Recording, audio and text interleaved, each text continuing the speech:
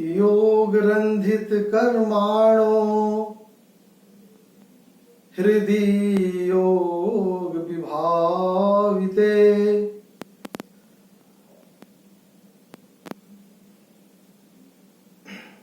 योग रंधित कर्माणो हृदि योग विभाविते योगिनो यं प्रपश्यन्ति योगे संतम नतोस्म्यहम्। प्रिय आत्मन, इस योग दिवस के अवसर पर जो बहुत ही पूरे संसार का एक बहुत ही सुंदर, एक तरह से इसको उत्सव कहा जाए, और योग के दर्शन और योग का विद्यार्थी होने के नाते, जैसा कि हम अपने पहले वक्तव्य में भी बता चुके हैं कि महर्षि पातंजल योग और गीता के तुलनात्मक अध्ययन पर हमको जो डॉक्टरेट की उपाधि मिली है, तो इसमें हजारों पुस्तकों को पढ़ने का, उसको देखने का अवसर मिला। और जहाँ तक योग की बात है, हम इसकी शास्त्रीय विवेचना और दार्शनिक पक्ष ये सब तो बाद में लाएंगे, क्योंकि ये अपने में वो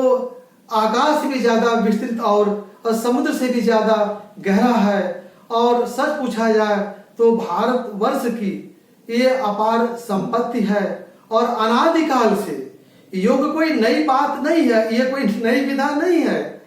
और अगर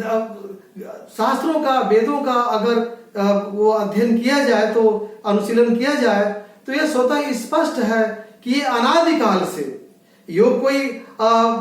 ऐसा नहीं कि आजकल जो बातें चल रही हैं कोई नया, ऐसा कुछ नहीं। ये अनादिकाल से, सृष्टि के शुरुआत से ही, और वेद तो भरा पड़ा है चारों वेदों में, शास्त्रों में, पुराणों में, भागवत में, और गीता तो 18 अध्याय योग ही है। अगर किसी को प्रमाण की आवश्यकता पड़ती है तो वो गीता का सहारा लेता है, क्योंकि गीता वेद और उपनिषदों का एक निचोड़ है, जो स्वयं भगवान श्री कृष्ण की वाणी से निश्चित हुआ है। तो हम योग की आज वो दार्शनिक विवेचना और ये शास्त्रीय विवेचना और ये जहां तक इसका दुनिया भर का ये मत मतांतर, ये सब बातों में न पढ़ करके, मैं चूंकि ये जीवन हमारे भारतवर्ष की ये जीवन शैली रही है, ये जीवन दर्शन रहा है, और ये जीवन में जनमानस में ओतप्रोत रहा है। यहां मैं कहते हुए वो बहुत गर्व की अनुभूति करता हूं कि जब मैं वो प्राइमरी स्टेज का, वो प्राथमिक पाठशालाओं में विद्यार्थी के रूप में रहा,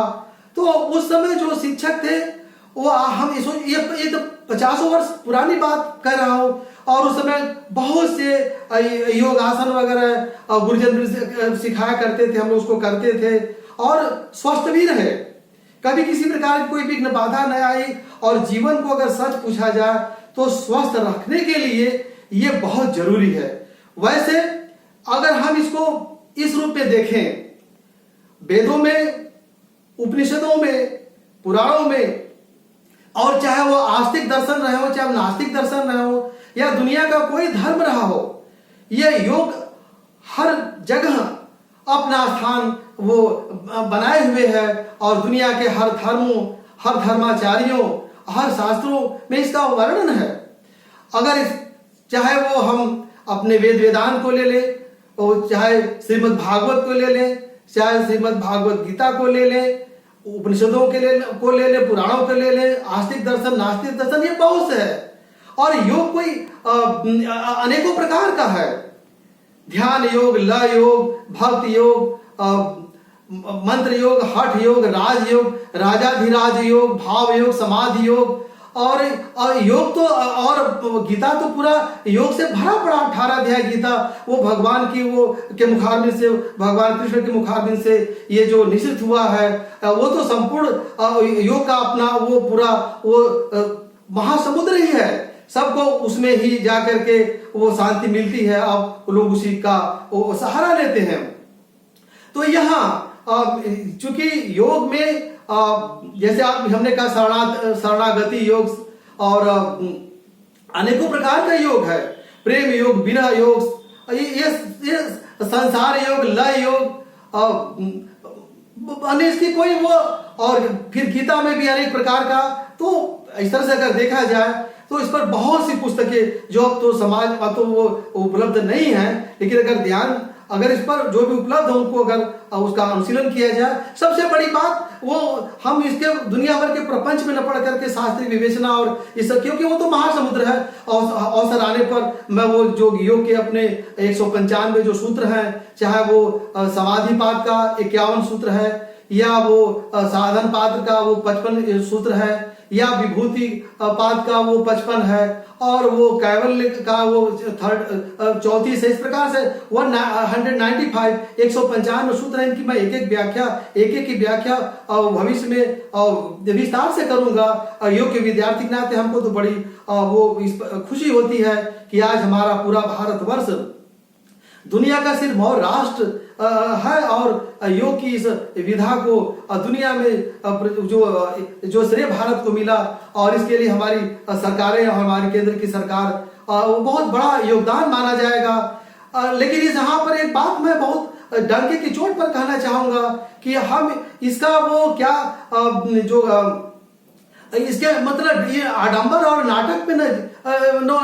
इसका जो सही स्वरूप है। सौभाग्य से मेरा जन्म ऐसे गांव में हुआ जो गंगा माँ भागीरथी के तट पर, हमारे घर से 200-250 गज दूरी पर माँ गंगा, और वो 200-250 गज दूरी पर आगे राष्ट्रीय राजमार्ग, उसके आगे अपना वो बाग बगीचा, जहां मैं बचपन में मैं समझता हूँ कि मैं 7-8 वर्ष का रहा हूँगा। उस समय वो बहुत से, जैसे मैं अपने हमारे वो शिक्षकों ने शिकायत में वो बहुत अपने को ब्लेस्ड मानता हूँ कि हमें अच्छे शिक्षकों का साथ मिला। और उस समय पाठ्यक्रम में वो जो हम तो वो डिस्ट्रिक्ट बोर्ड और यूपी बोर्ड के विद्यार्थी, 1 से लेकर 12वीं तक डिस्ट्रिक्ट बोर्ड और वो यूपी बोर्ड के विद्यार्थी, उस समय तो योग जैसे लगता था कि वो सब जगह प्रचलित है। मैं जब अपने गांव में जब भी कभी गंगा स्नान के लिए जब निकलता था तो जहां देखे वहां लोग योगाभ्यास कर रहे हैं, साधन कर रहे हैं, व्यायाम कर रहे हैं, जगह जगह अखाड़े हैं। और हम लोग भी बालू पर, चूंकि वो उस समय बहुत ज्यादा बालू रहा और बहुत सुंदर वो तट रहा, तो हम लोग वहां पर वो शीर्षासन और सूर्य नमस्कार, पद्मासन, बद्ध आसन, कुक्कुट आसन, मयूर आसन, शलभासन, अनेक प्रकार के आसन जो हम समझते हैं कि उस समय जो हमारे गांव के या गांव के आसपास के लोग जो आसन करते थे, जो योगाभ्यास वो करते थे, आज चाहे वो कितना भी बड़ा कोई डिंग मार ले, कितना बड़ा वो योग का अपना बाजार खड़ा कर ले, हमको देखने को नहीं मिलता। मैं तो अपने वो विद्यार्थी जीवन काल से मेरा ऐसा सानिध्य, और सबसे बड़ी बात तो ये कि ऐसे एक महान संत का वो साथ मिला, जो वो योगी सम्राट, मैंने जहां तक मेरा अपना अनुभव है, जहां तक हमने अपने प्रत्यक्ष रूप में देखा है, और ये राजघाट से लेकर माँ विंध्यवासिनी, ये विंध्याचल तक, ये जो गंगा का किनारा है, ये योगियों का एक जमघट रहा है। यहाँ बड़े बड़े योगी और बड़े बड़े वो साधक रहे हैं, जिनको हमको नजदीक से वो देखने का, स्पर्श करने का, छूने का, उनसे मिलने का, उनसे बात करने का, क्योंकि महाराज के वो श्री देवराव बाबा महाराज योगी सम्राट, और वो योगी सम्राट रहे। वहाँ तमाम संत महात्मा आते थे और अपनी वो योग की अपनी वो समस्याओं को महाराज के सामने कहते थे, और महाराज सहज रूप में उनका समाधान कर देते थे। और अगर अनाज, चाहे वो सुखदेव महाराज रहे हो, चाहे वो राजा जनक जिनको विदेह कहा गया,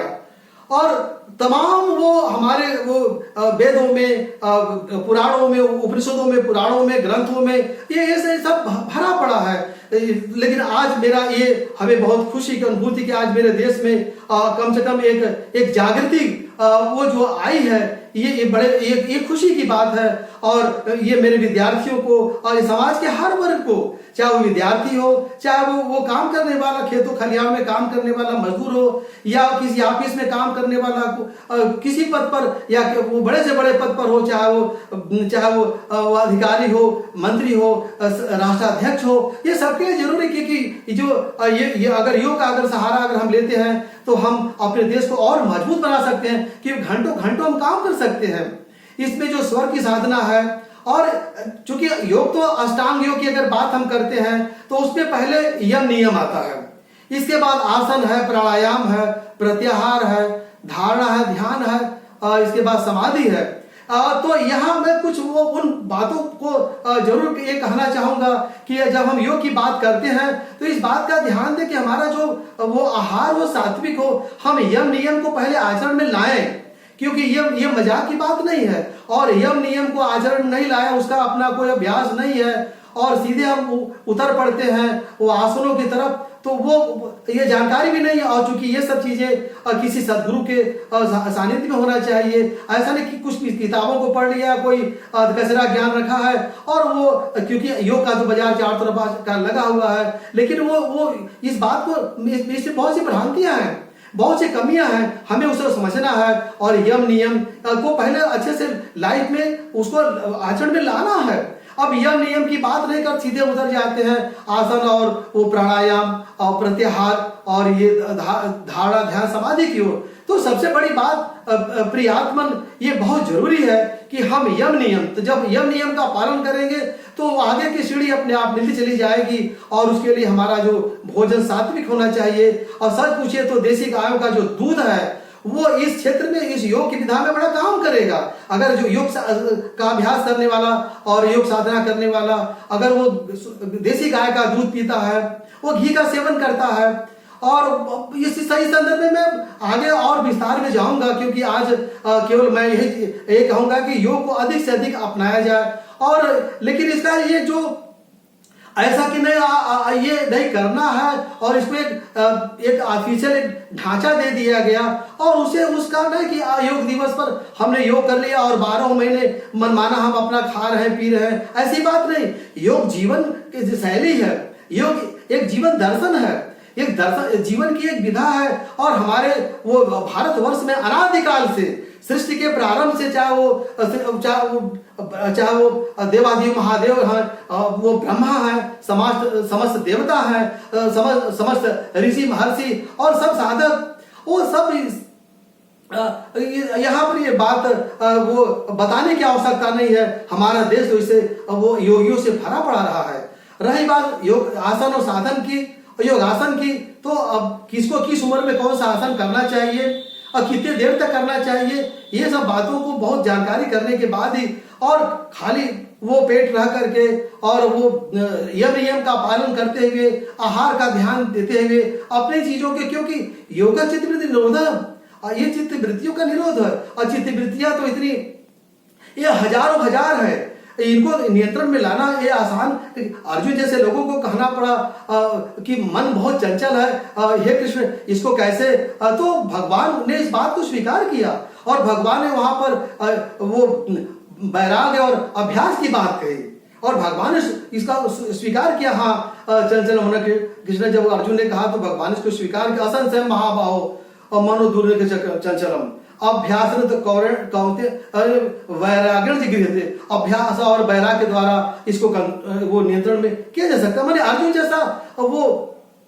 ये बहुत बड़ी बात है कि अर्जुन जैसे वो भारत ही को जिन पर भगवान कृष्ण की कृपा है, वो भी मन की चंचलता, तो मन की चंचलता, मन का तो काम है वो अपने मन का स्वराज रहता है और उसको वो बुद्धि द्वारा जो सारथी है उसको वो लगाम रखता है और फिर वो नियंत्रण में लेता है। और इसके बाद वो एक यम नियम का पालन करते हुए, सदाचार का पालन करते हुए और अपने आहार को शुद्ध रखते हुए, अपने सबसे बड़ी बात विचार को शुद्ध रखना। अगर मेरा विचार शुद्ध नहीं है और विचार मेरा प्रदूषित है या दुनिया भर का वो मनोराज्य चल रहा है और वहां हम योगाभ्यास करें और आसन वगैरह करें तो उसका कभी कभी वो प्रतिकूल प्रभाव पड़ता है। जबकि योग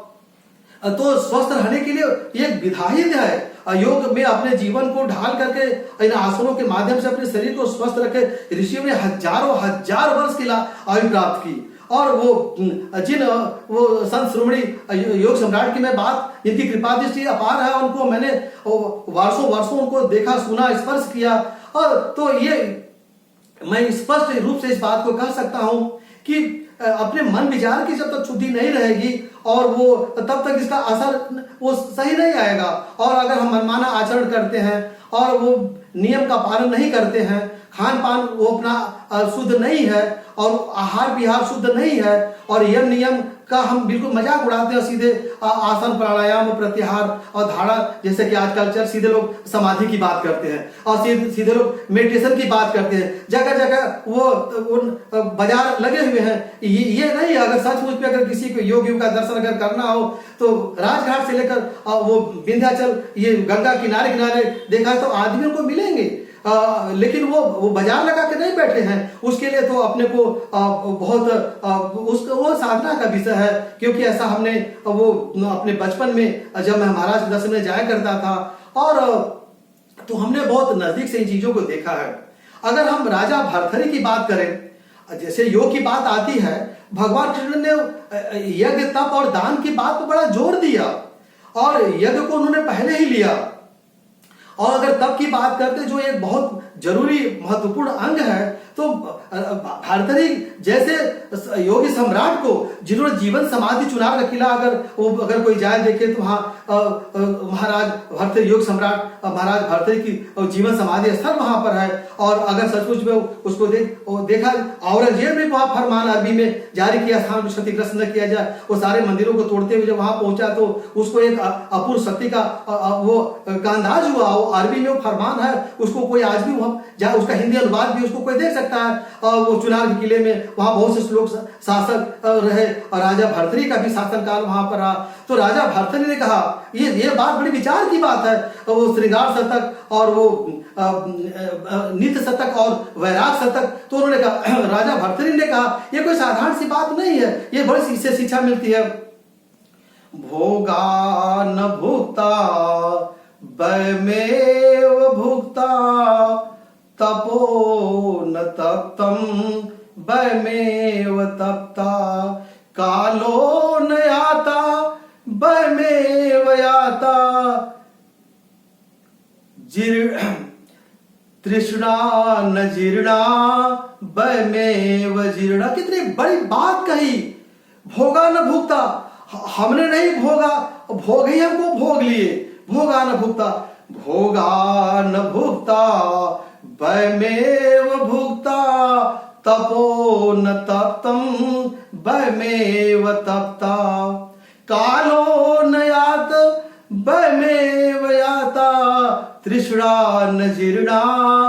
वयमेव जीर्णा। हमने भोगा नहीं, भोगे हमको भोग लिए। हम वो तप नहीं किए, हम ही तप गए। काल नहीं समाप्त हुआ और हम ही समाप्त हो गए, और तृष्णा जीर्णा नहीं हुई और हम ही जीर्ण हो गए। ये बात उन्होंने योगी सम्राट राजाधिराज महाराज भर्तृहरि ने कहा, जिन्होंने जीवन समाधि लिया। ये इस बात से बहुत शिक्षा मिल सकती है। तमाम तृष्णाओं से हम भरे हैं, हमारा आचरण वो नहीं है, तमाम प्रकार की वो तो कहता है कि हमें वो सत्य औस्तेय ब्रह्मचर्य और ये सब अपरिग्रह ये सब का ध्यान रखते हुए और शौच संतोष तप स्वाध्याय ईश्वर परिधान ये सब का ध्यान देते हुए, और ये सब अपने में महासमुद्र है। और तब हम वो अगर आगे कहेंगे कि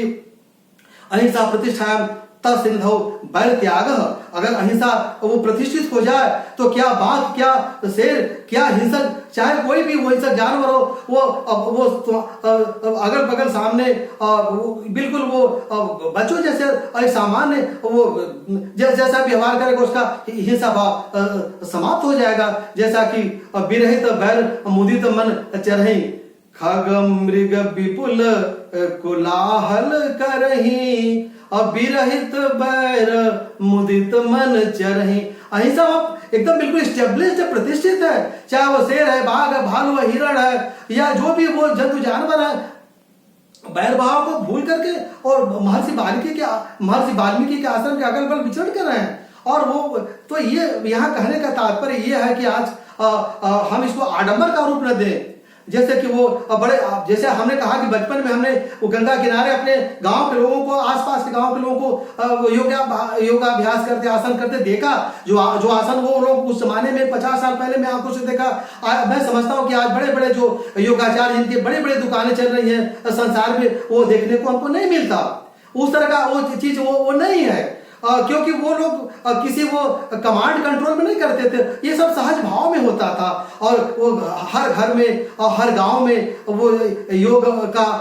वो लोग करते, योगासन करते थे, योगाभ्यास करते थे, साधना करते, तब तपस्या करते थे, और जगह जगह व्यायाम अखाड़ा। और जिस कॉलेज में पढ़ा वो काशी नर्स में वहां देखा, उस समय उस जमाने में वो बहुत पुरानी बात कर दीजिए, 72-73 के आसपास की बात करता हूँ। वहां तमाम अच्छे ऐसे ऐसे योगाचार का उनको हमने अपने नजदीक से उनका प्रदर्शन देखा है, और वो बहुत से योगाभ्यास साधन ये सब होता रहा। तो ये कोई नई विधा नहीं है, और पतंजलि ने इसका एक प्रकार से उन्होंने कोडिफिकेशन किया। कोई ऐसा बात नहीं कि पतंजलि इसके जन्मदाता है, ये बात अलग है कि उन्होंने उसको एक अपना सिस्टमेटिक रूप दिया, लेकिन ये अनादिकाल से,